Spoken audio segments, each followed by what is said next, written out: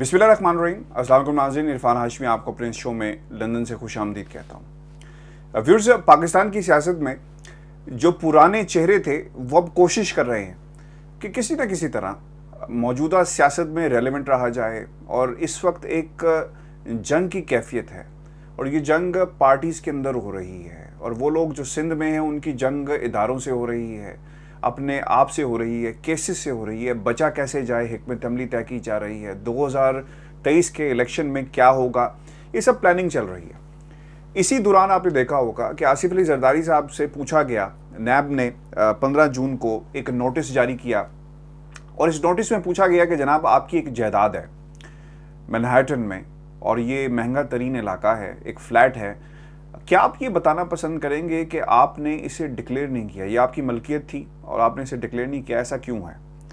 और जो रकम इसको ख़रीदने के लिए जो जायज़ तरीके इस्तेमाल किए गए, लीगल मनी जिसको आपने बाहर भेजा, ये पैसा कहाँ से आया?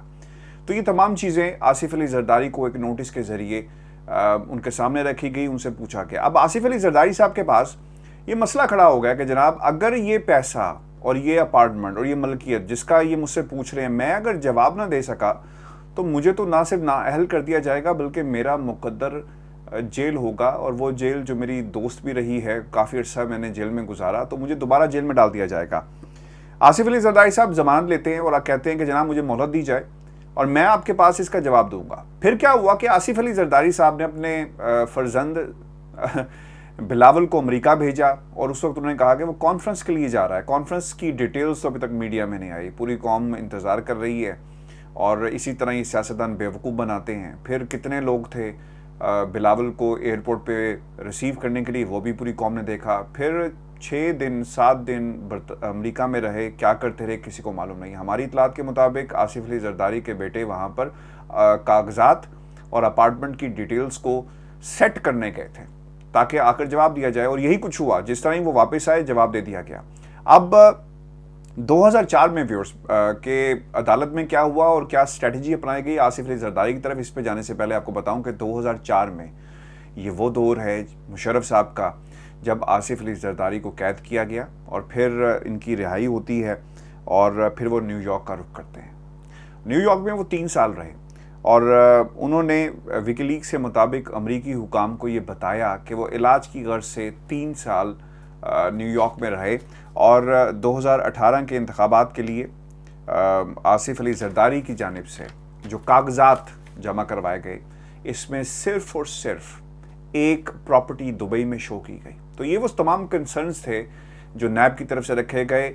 और आपको ये बताते चलें कि न्यूयॉर्क के महकमा ख़जाना की जानिब से मैनहट्टन फ्लैट की मलकियत आसिफ अली जरदारी के नाम है। अब उनका ये ख्याल था कि शायद ये चीज़ें मंजर-ए-आम पर नहीं आएंगी, लेकिन जो सोर्सेज थे, जो इन्वेस्टिगेशन की गई, और नैब ने इस चीज़ को रिकॉर्ड पर भी लेकर आए, और फिर कुछ कागजात भी जो है उनकी तरफ से शेयर किए गए हैं। सीमा बुश्की इस अपार्टमेंट के मालिक हैं, और उन्होंने बेनज़ीर की मौत के बाद इंकशाफ किया था कि ये अपार्टमेंट बेनज़ीर से ख़रीद लिया था, मतलब बेनज़ीर ने ये जो है अपार्टमेंट उनसे ख़रीद लिया था।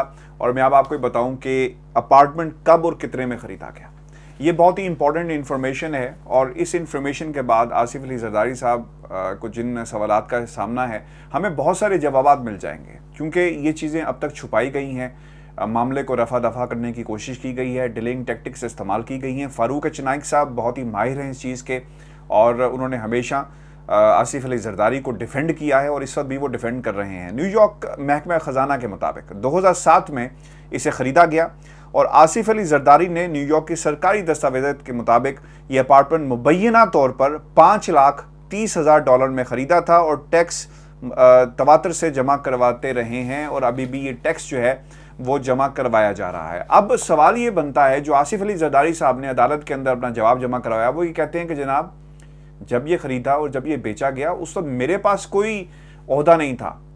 अच्छा, ये बात उन्होंने अपने जवाब में कही है। अभी जवाब जो है वो अदालत में जमा करवाया गया है, और फ़ारूक चिनाइक से जब ये सवालात पूछे गए अदालत के बाहर, तो उन्होंने टाल मटोल से काम लिया।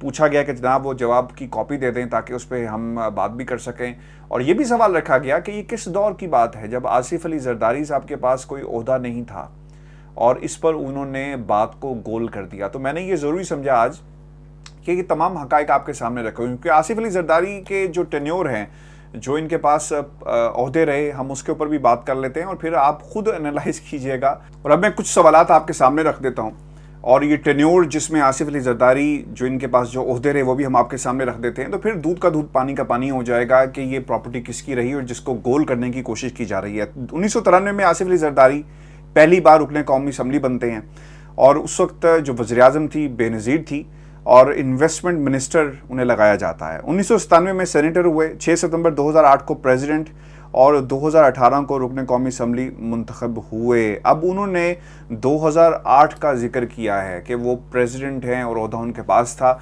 یہ ریکارڈ پر چیزیں موجود ہیں. اب جہاں سے کنفیوژن پیدا ہوتی ہے، اور یہ بہت ہی امپورٹنٹ ہے، آصف علی زرداری صاحب ابھی بھی ٹیکس دے رہے ہیں. اگر آپ وہ ٹیکس کی جو ریسیپٹس ہیں ان کے اوپر دیکھیں تو وہاں پر تاریخیں لکھی ہوئی ہیں، اور باقاعدہ ابھی تک ٹو ڈیٹ ٹیکس دیا جا رہا ہے. اگر یہ پراپرٹی آپ کی نہیں ہے تو پھر آپ ٹیکس کس نام پر دے رہے ہیں، اور وہ آپ کے نام پر یہ چیزیں موجود ہیں.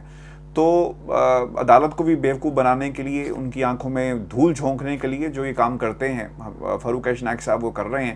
تو یہ ویورز صورتحال ہے ان پراپرٹیز کے حوالے سے. اور میں آپ کو بتا دوں کہ آصف علی زرداری کے لیے مشکل ہو جائے گا اگر یہ سیٹسفائی نہ کر پائے، اور اب نااہلی کی تلوار جو ہے اس خاندان کے اوپر بھی لٹک رہی ہے. اسی لیے بلاول الائنس کی اب بات کر رہا ہے، 2023 کی بات کر رہا ہے کہ ہم نے کس طرح اپوزیشن کے ساتھ مل کر آگے چلنا ہے. چونکہ جب پی ٹی آئی نے یہ نعرہ لگایا ہے کہ ہم سندھ کو بھی جو ہے وہاں پر پی ٹی آئی کا جھنڈا لگائیں گے، اور اوبیسلی پی ٹی آئی چاہتی ہے کہ سندھ کے اندر باقاعدہ ایک نمائندہ حکومت لوگوں کی بن سکے. اس طرح کی حکومت نہ ہو جو صرف اپنی تجوریاں بھرتی ہے اور اس طرح کے اپنی جائیدادوں کو ملک سے باہر بناتی ہے. مجھے اب یہ سمجھ نہیں آتی کہ $5,30,000 میں جب اسے خریدا گیا تو اسے ڈکلیئر کیوں نہیں کیا تھا، اور اگر ان کی یہ پراپرٹی نہیں ہے تو پھر یہ کس بات کا ٹیکس دے رہے ہیں، اور یہ کس چیز کا ٹیکس جو ہے وہاں پر جمع کروایا جا رہا ہے.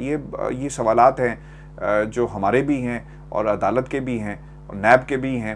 آصف علی زرداری کو ان کا جواب دینا ہوگا. ویورز، آج ایک دوسری بہت ہی اہم تو میں نہیں کہوں گا لیکن یہ خبر ڈسکس ہو رہی ہے، اور فیصل وابڈا نے ایک ٹویٹ کیا ہے، اور اس کی مکمل ڈیٹیلز دو ٹوک میں ابراہیم راجہ صاحب نے مجھ سے یہ سوال کیا، آپ یہ وہاں پر جا کر دیکھ بھی سکتے ہیں، لیکن میں مختصر آپ کے سامنے رکھ دوں جو لوگ ہمارا یہ پروگرام دیکھ رہے ہیں. فیصل وابڈا نے ایک ٹویٹ کی ہے جس میں کہا ہے کہ نواز شریف کا ویزا جو ہے وہ کینسل کیا جا رہا ہے. دیکھیں، جب ویزے کینسل ہو جاتے ہیں تو وہ انفارمیشن صرف اس بندے کو بتائی جاتی ہے، اور میں آصف علی نواز شریف کی کوئی سائیڈ یا ان کو ڈیفینڈ نہیں کر رہا یہاں پہ، آپ مجھے بہت اچھی طرح جانتے ہیں، لیکن خدا را اس طرح کی غلط ٹویٹس مت کریں. انفارمیشن ہو تو اس کو شیئر کیا جائے، اور یہ آپ اپنا دھیان سینیٹر صاحب پاکستان کی سیاست پر رکھیں، پالیسیز بنائیں جس کا فائدہ پاکستان کو ہو، اور اس سیاست سے کم از کم ہمیں دور رکھیں، کیونکہ جب انفارمیشن ہوم آفس کی آئے گی وہ اس شخص کو دی جائے گی. اور یہ کبھی ایسا نہیں ہوتا کہ ویزا کینسل کیا جا رہا ہے، یہ کوئی لمبا پروسیس نہیں ہے کینسل کرنے کا. کیس ورک پیش کیا جاتا ہے، جو آفیسر ہے امیگریشن آفیسر، پھر اس کا فیصلہ کر دیا جاتا ہے، اور پھر وہ انفارمیشن اس شخص کو دے دی جاتی ہے، اور پھر اس کے بعد اپیل میں جایا جاتا ہے. یا ایسا نہیں ہوتا کہ انفارمیشن دے دی جائے کہ جناب ہم آپ کا ویزا کینسل کر رہے ہیں. یہ پاکستان نہیں ہے سر، اور خدا را ایسی ٹویٹس جو ہیں وہ مت کریں.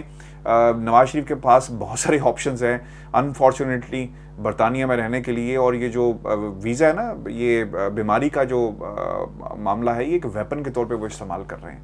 تو خیر، میں اس خبر پہ زیادہ بات نہیں کروں گا، اور دو ٹوک میں ویورز ہم نے اس پہ مکمل کوئی 10 سے 15 منٹ بات کی ہے کہ یہ معاملہ اصل میں ہے کیا، وہ ضرور دیکھیے گا. لیکن یہ بات ضرور ہے کہ پاکستان سے لوگ جو بھاگ کر یہاں پر آتے ہیں ان کو واپس جانا، حکومت کو انٹروین کرنا چاہیے برطانیہ کی. اگر ڈومینک راب 5 ملکوں کی بات کر سکتے ہیں جن میں کرپشن ہوتی رہی اور ان کے بینک فریز کیے جا رہے ہیں، ایسٹ فریز کیے جا رہے ہیں، سفری پابندیاں لگ رہی ہیں، تو وائی ناٹ نواز شریف. نواز شریف کے بارے میں بھی ہر پاکستانی کا یہ سوال ہے برطانیہ کی حکومت سے. ویورز، یہ میری آج کی ایک ویڈیو تھی. اپنے کمنٹس ہمیں ضرور بھیجیے گا، اور آپ کا کیا خیال ہے آصف علی زرداری کے حوالے سے، اس پر اپنی رائے کا ضرور اظہار کریں، میں اس کو شامل کروں گا. انشاءاللہ بہت جلد میں ایک نمبر آپ کے لیے رکھوں گا اپنے پروگرام کے اندر، اور اس نمبر پہ آپ ہمیں اپنی آراء سے آگاہ کر سکتے ہیں، اور ہم اس کو اپنے پروگرام میں بھی شامل کریں گے اور سوالات کو بھی اپنے پروگرام میں شامل کریں گے. اجازت دیجیے، اللہ نے کہا.